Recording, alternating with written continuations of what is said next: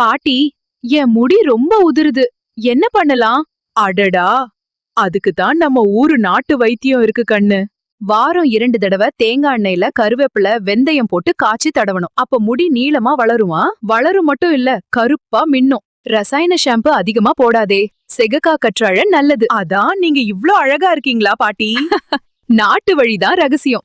பாட்டி, இன்று பூந்தோட்டம் எவ்ளோ அழகாக இருக்கிறதென்று பாருங்கள். ஆமாம் கண்ணே, உன்னை போலவே இந்த மலர்களும் இன்று மிகவும் பாட்டி, இன்று பூந்தோட்டம் எவ்ளோ அழகாக இருக்கிறதென்று பாருங்கள். ஆமாம் கண்ணே, உன்னை போலவே இந்த மலர்களும் இன்று மிகவும் பாட்டி, என் முடி ரொம்ப ட்ரை ஆகிடுச்சு.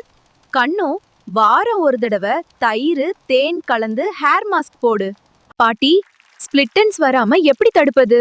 மாதம் ஒரு தடவை முடி ட்ரிம் பண்ணணும். முடிய டைட்டா கட்டிக்கிட்டு தூங்காதே.